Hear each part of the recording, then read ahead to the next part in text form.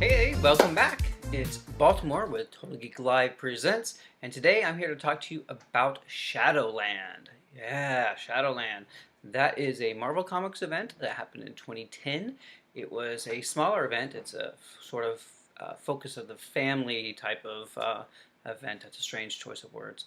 But I really like the events that are smaller in nature that kind of focus on a family of titles and kind of give them a kind of important thing to go through. It was really, really interesting.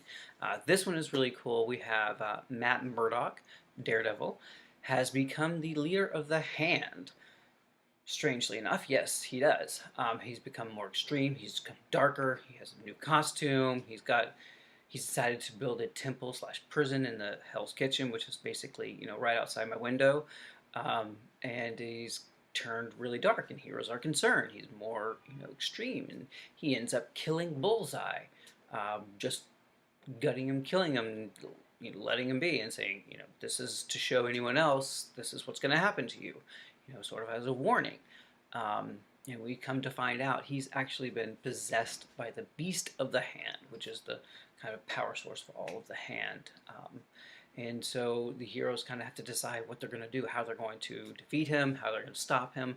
He is their friend, and they've fought alongside him for years and years and years, and now he's being corrupted, and they have to figure out how to stop them. So there are a lot of fun things that happen in this event. It's only 5 issues, so it's kind of nice. It's kind of short and self-contained. There are 4 tie-in mini issues. 4 issues of 4 different tie-ins, and then there's 4 one-shots, and then like 2 issues of ongoing series. So it's fairly self-contained. It's relatively small, but it does have a lot of impact, which is kind of cool. So it was written by Andy Diggle, who I've enjoyed reading from a long time. He's got a lot of really great, interesting, sharp dialogue, really great and interesting plots, things that happen. And the art was by Billy Tan, who I've enjoyed for a long time. He's got really, really great sharp lines. I really like his character works, his face stuff is really, really awesome. He does great battle scenes too. And something like this for Shadowland, the battle scenes have to be top notch. And Billy came through like a Titan. He was really, really great. So I really enjoyed the art and the story for this very, very much. And so one of the interesting things about this series is you get a little spotlight on the street level heroes. Characters who won't really take on Galactus or the Kree or the Skrull or something like that, but they're down here protecting the city. Like these guys. So I really like those kind of the stories. And you had a lot of great stuff with Misty Knight and Colleen Wing. You had some great stuff with Luke Cage and Iron Fist, with Moon Knight. So it was a really, really, really, really, really fun series, and a lot of fun little elements there. You have Elektra coming in and kind of liking the darker Matt and deciding she's maybe not going to interfere, maybe not going to stop him from doing all this, which is kind of cool to see. You have a great little arc with Spider-Man where he deals with Mr. Negative, and Shang-Chi helps him, Spidey out with that battle, which is kind of cool. Mr. Negative is a pretty interesting bad guy, villain. And there's this spell that the Hand has released that makes everybody in HK very violent and very angry and very quick-tempered. And so everyone's fighting. They're just fighting in the streets. They're fighting everywhere. I got in a fight just the other day. No, I'm just kidding.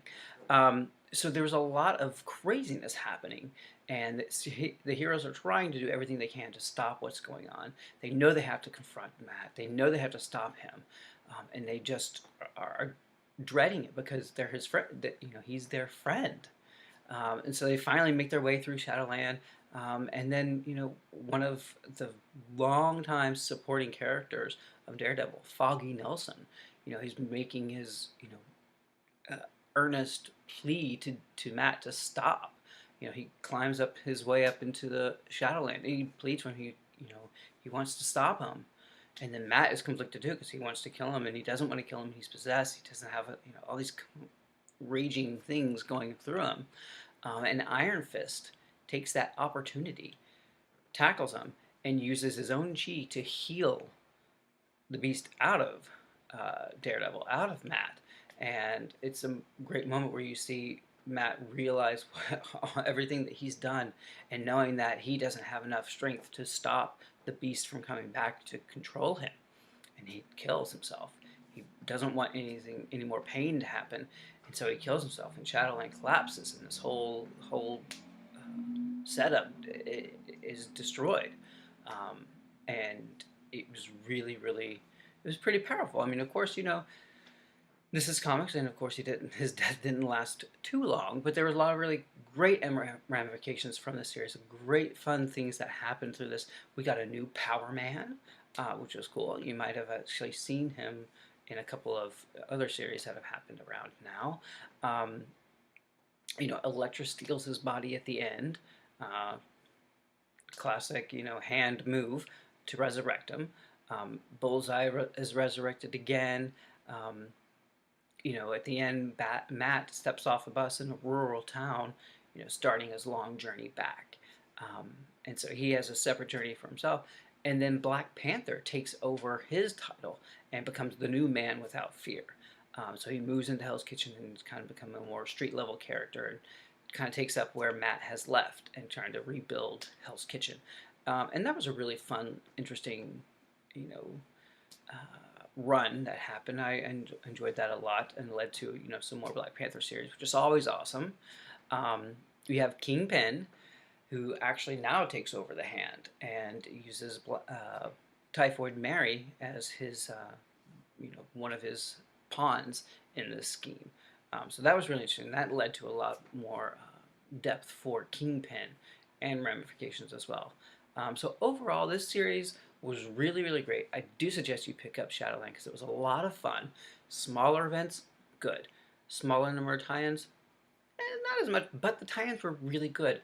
The Moon Knight tie-in, amazing. The Daughters of the Dragon one with Colleen, amazing.